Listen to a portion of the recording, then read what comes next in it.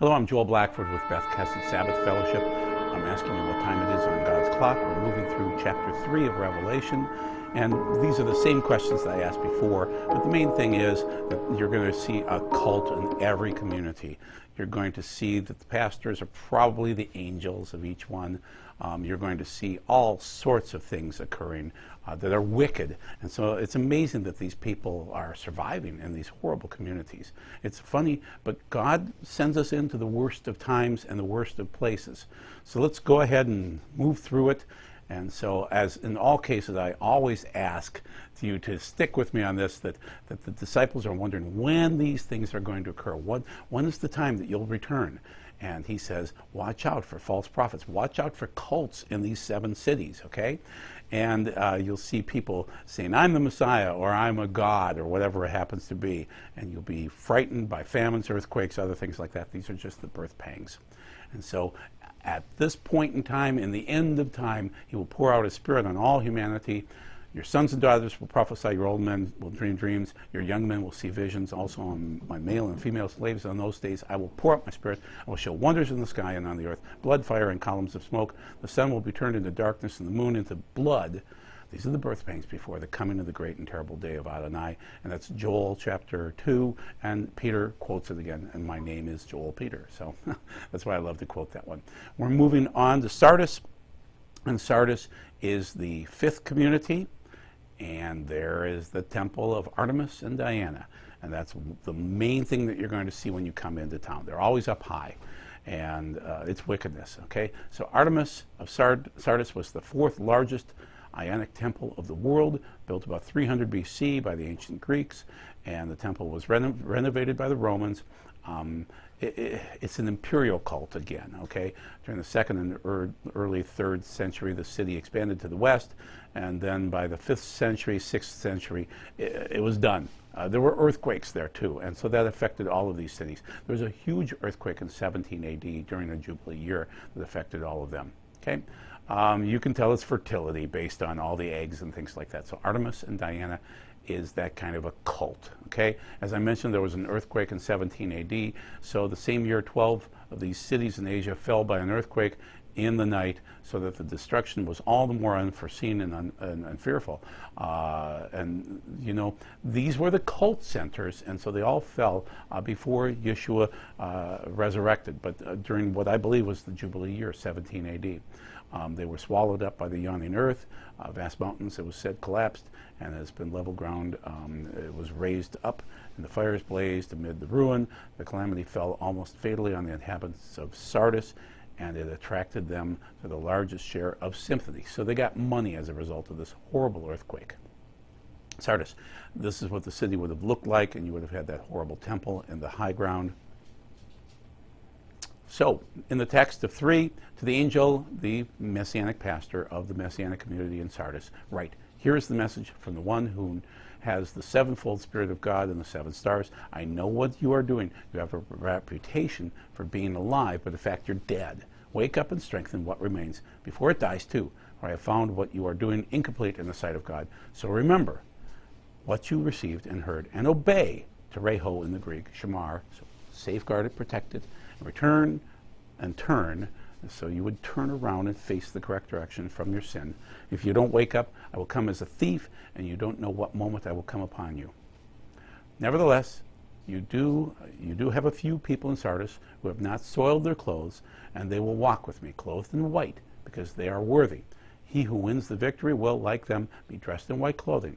And I will not blot out his name from the book of life. It's only found a few times in the Bible. It's found back in Psalms. It's found in Revelation. I'm blanking on it right now, but it's not found often in the Bible. Okay, and I will acknowledge him individually before my Father and before his angels. Those who have ears, let them hear what the Spirit is saying in the Messianic communities. Dr. Eli Lazorkin Eisenberg states it this way: this purity means keeping the hukim, we'll call them. These are keeping God's righteous judgments. The book of Revelation and its authors seem to be positively preoccupied with the central ideas of Israelite purity.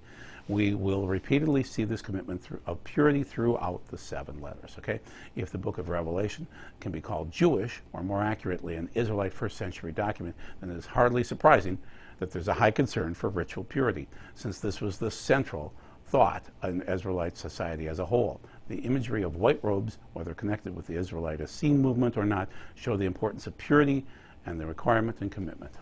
Okay? I state it this way from Revelation 19. These fine linen, bright and clean, have been given her to wear. Fine linen means the righteous deeds of God's people.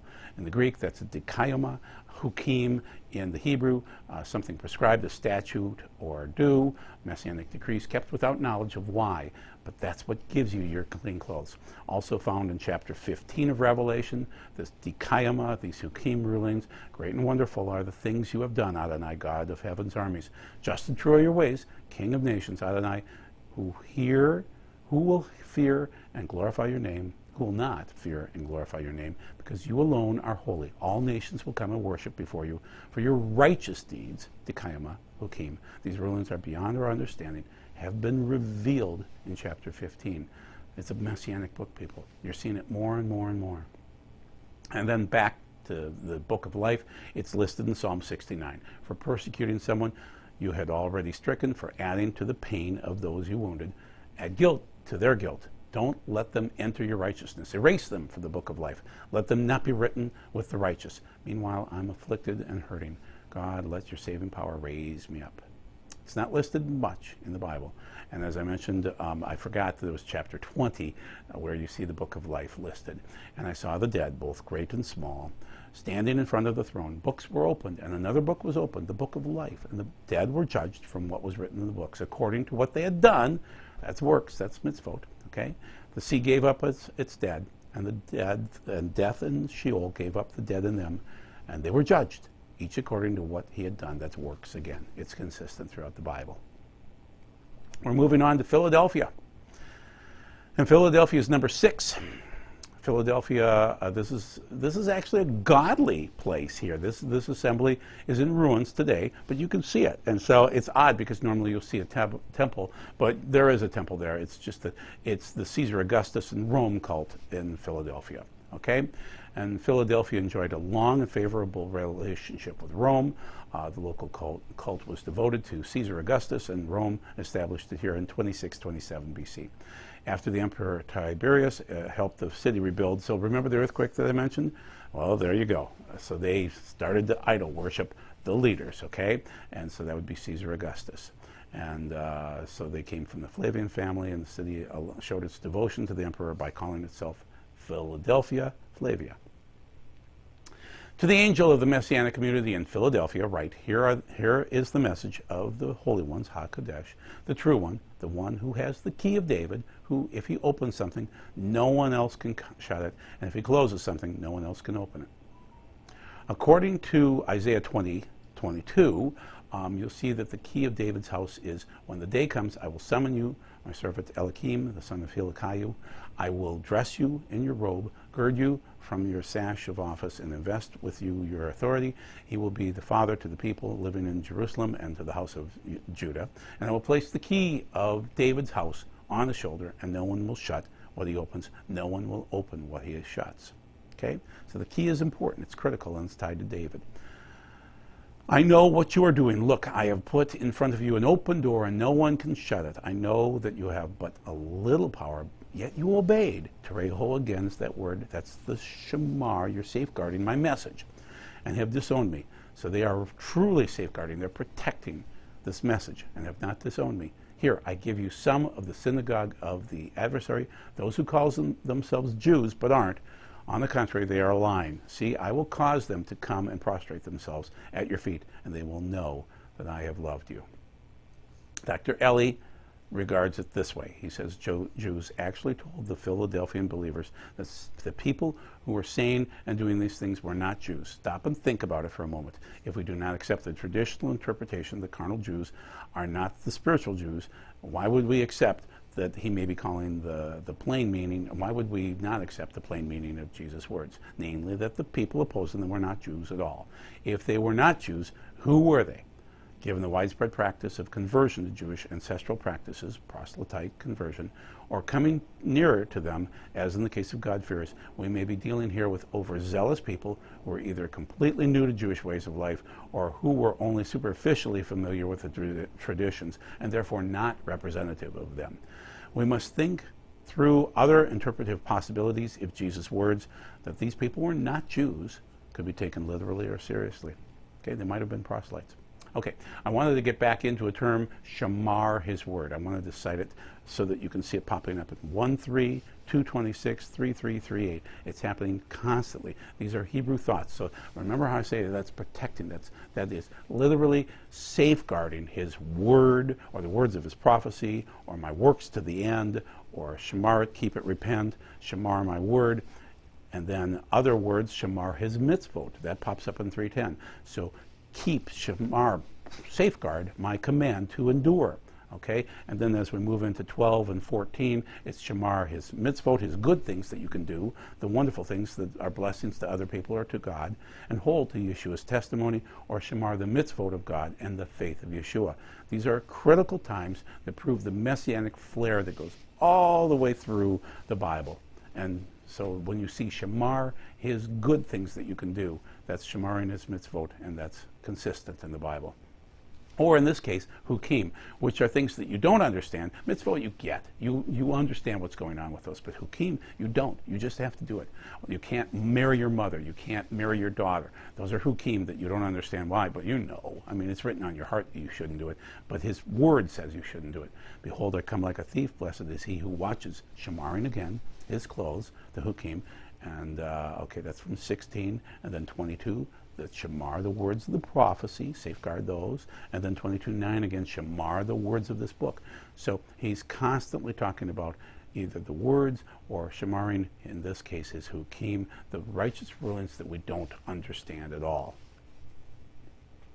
So let's go through this perseverance word, tereho, shamaring. There's a gap from 3 to 13. So let's look at 3:10 and see what's going on there, because you did obey my message about persevering. I will keep, and that doesn't mean rapture, I will keep you from the time of trial coming. Okay? That means protecting you through. That means you're going to Goshen, so to speak. Not rapturing you, because we're getting close to what would be the rapture verse. Coming upon the whole world to put the people living on the earth to test. I am coming soon. Hold on to what you have so that no one will take away your crown. I will make him who wins the victory a pillar in the temple of my God, and he will never leave it. Also, I will write on him the name of my God and the name of my God's city, the new Jerusalem, coming down out of heaven from my God, and my own new name. Okay, so I wanted to cite some more stuff just so you can see it again. Perseverance pops up time and time again. Revelation 1:9, 2:2, 2:3, 2:19. 3:10, then the big gap to 13:10 and 14:12. Perseverance, perseverance, perseverance. It has nothing to do with the rapture. It has everything to do with being here in your Goshen place, and you persevere, either the perseverance of Jesus Christ, the perseverance of your labors and your works, perseverance for Yeshua's name's sake, perseverance of his works, the works of God, perseverance. It's consistent throughout the Bible. So you'll see that. It's time to take a break, and then we'll finish out on chapter 3 in just a moment. So thank you for your time.